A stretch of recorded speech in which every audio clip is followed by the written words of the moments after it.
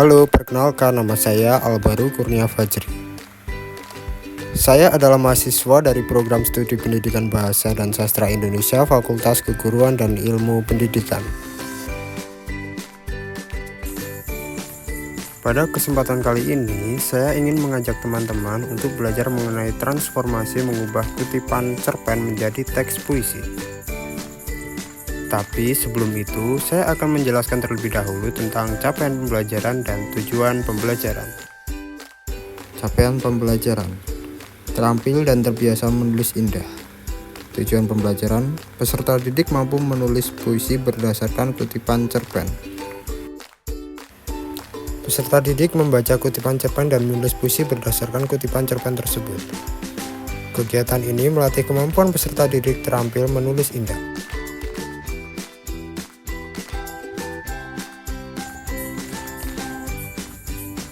Melalui kegiatan ini, siswa dapat membaca kutipan cerpen sesaat sebelum berangkat karya Bud E.A.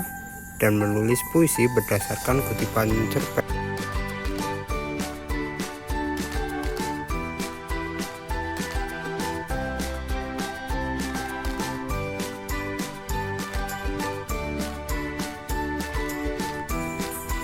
Sekarang ayo kita mulai belajar. Puisi adalah karya sastra dengan pilihan kalimat yang padat dan berbahasa indah. Puisi adalah salah satu jenis karya sastra yang dikenal sejak dahulu kala dan dapat dikatakan bahwa puisi adalah sebuah karya sastra yang paling tua.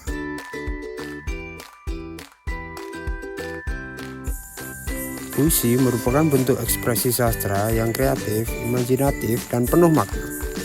Puisi dapat berkisah tentang berbagai topik seperti cinta, alam, kehidupan, dan kemanusiaan.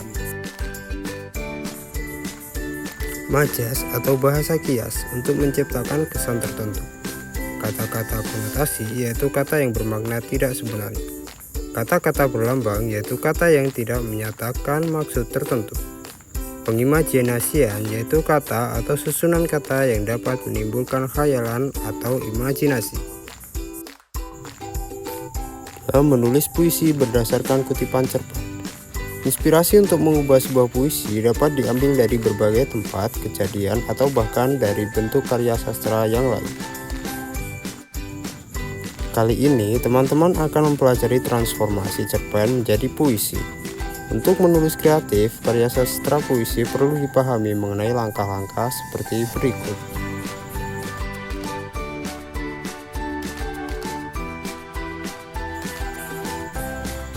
A. Menentukan tema.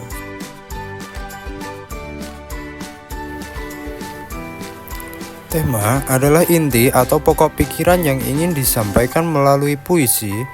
Tema dapat berupa perasaan, pengalaman pribadi, atau fenomena yang relevan. B. Membangun rasa dengan maksimal menggunakan imajinasi panca indera saat menyusun teks puisi. Pemilihan kata dalam puisi harus memiliki makna yang dalam untuk menciptakan kesan yang kuat kepada pembaca.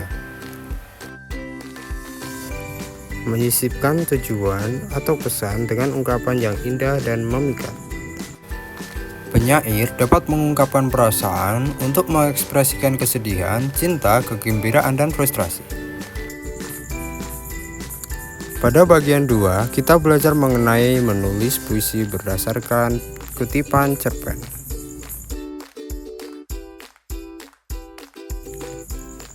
Maka dari itu, kita akan lebih fokus tentang unsur pembangun puisi berdasarkan kutipan cerpen. Yuk disimak.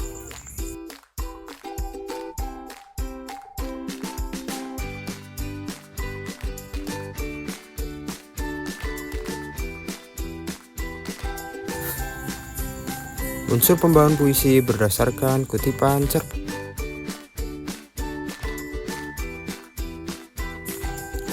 Setiap karya sastra mempunyai struktur yang berbeda-beda.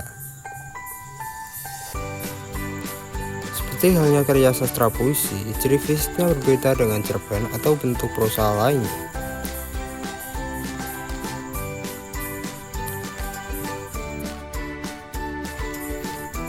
Karya sastra puisi mempunyai struktur fisik dan batin. Tipografi puisi modern dapat tergambarkan dalam bentuk susunan bait dan kosakata yang digunakan dalam puisi modern dapat ditemukan dalam penggunaan bahasa sehari-hari.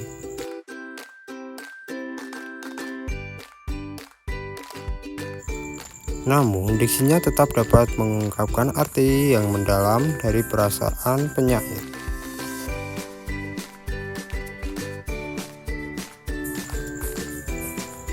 Unsur pembangun puisi secara fisik disebut struktur fisik. Menurut Waluyo, struktur fisik dalam puisi terdiri dari diksi, pengimajinasian, kata konkret, bahasa figuratif, dan tipografi.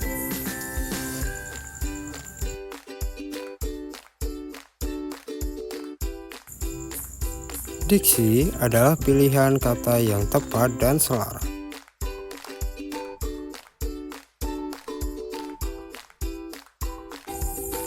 Diksi tidak hanya berkaitan dengan pemilihan kata, tetapi juga urutan dan kekuatan atau daya magis kata.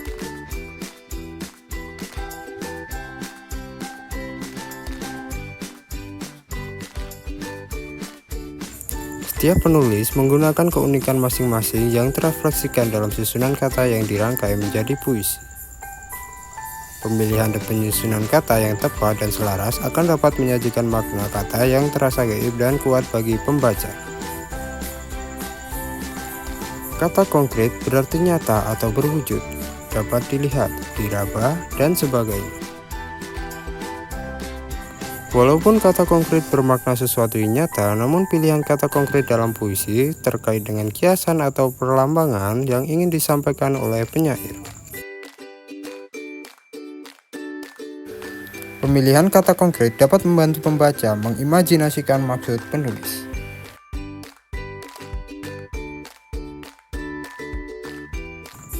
Pengimajian pada puisi tergantung pada pilihan kata konkret dan cara merangkai.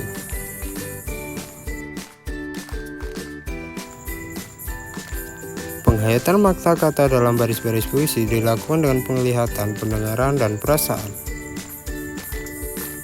Secara berurutan disebut imaji auditif, imaji visual, dan imaji taktil.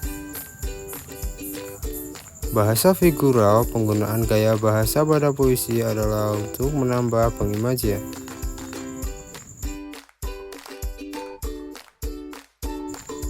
Selain itu, juga digunakan untuk menyampaikan banyak maksud dengan singkat.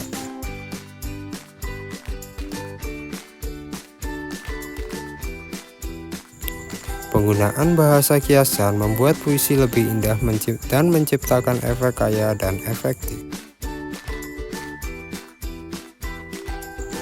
Tipografi menunjukkan suatu susunan puisi yang membedakan dengan karya sastra lainnya.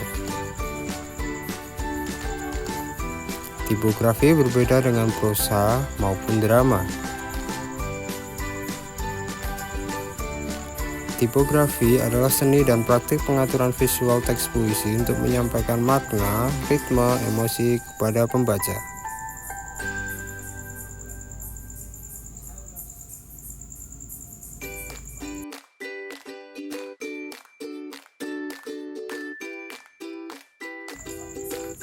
Contoh kutipan cerpen sebagai sumber menulis puisi. Kutipan cerpen sesaat sebelum berangkat karya Putut E.A. Aku menutup kembali pintu lemari pakaian. Isak tangis tertahan masih terdengar dari luar kamar. Tanganku meraih daun pintu, menutup pintu kamar yang terbuka sejengkal. Suara tangisan tinggal lamat-lamat. Aku berjalan pelan menuju jendela, membukanya, lalu duduk di atas kursi. Pagi ini, langit berwarna kelabu. Sejujurnya, sempat melintas pertanyaan di kepalaku. Kenapa aku tidak menangis? Kemudian, pikiranku mengembara, menyusuri tiap jengkal peristiwa yang terjadi 3 pekan lalu.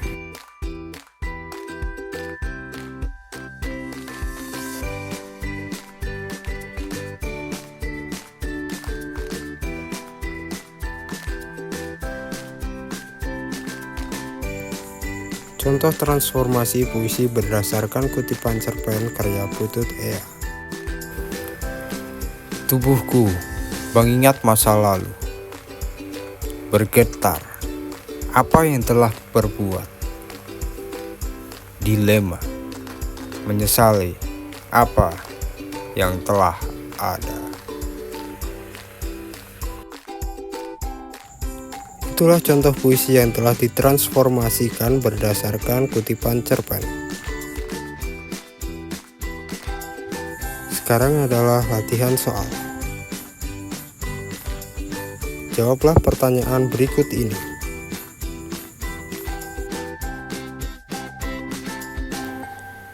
Buatlah puisi berdasarkan kutipan cerpen berjudul Delima Nara karya Alia Kalisa.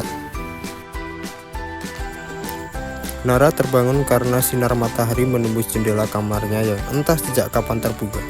Sejenak, ia hanya menatap langit-langit kamar. Matanya masih terasa sembab, sisa tangisan tadi malam. Kemudian Nara bangun dan duduk di sisi ranjang kecilnya. Gadis itu menendang sekeliling kamar, dan tiba-tiba suara pecahan kaca terdengar dari luar. Nara menutup kedua telinganya kuat-kuat, enggan mendengar apapun. Setetes bening air matanya bergulir di pipi. Wajahnya dibenamkan dalam kedua telapak tangan yang lemah. Rasanya ia sudah tak sanggup lagi hidup dalam situasi seperti ini. Ia tak kuat hidup dalam lingkaran kesedihan yang mengiringnya menuju kegilaan.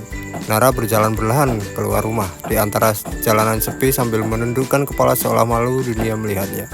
Ia menatap siluet hitamnya di antara bayang-bayang pepohonan dan rumah. Nara berhenti melangkah saat seseorang menghalangi bayangannya. Nara adalah anak perempuan biasa yang hidup dengan kasih sayang utuh dari orang tua. Ia hidup berkecukupan, bahkan lebih. Semula ia mengira hidup dalam zona kesempurnaan. Tetapi ternyata semua itu hanyalah bualan. Ayahnya ternyata seorang pria yang telah berkeluarga. Saat itulah ia menyadari ibunya adalah istri kedua ayahnya.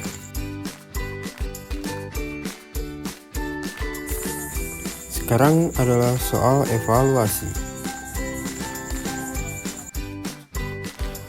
Pemilihan kata oleh penyair yang dapat mewakilkan makna secara tidak langsung disebut. Pergantian tinggi rendah, panjang pendek, dan keras lembut bunyi dalam puisi disebut. Apa nama lain dari perwajahan atau bentuk susunan baris yang khas dalam puisi? Memahami isi puisi adalah upaya awal yang harus dilakukan oleh pembaca puisi untuk mengungkapkan makna berupa.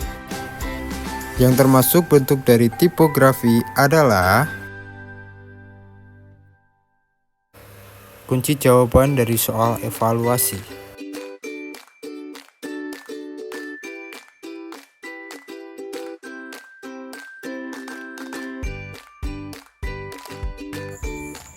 Kesimpulan dari pembelajaran kali ini adalah mengubah suatu karya sastra menjadi bentuk karya sastra lain yang disebut dengan transformasi. Dalam hal ini adalah mengubah kutipan cerpen menjadi sebuah puisi tanpa mengubah maksud dan tujuan dari penulis.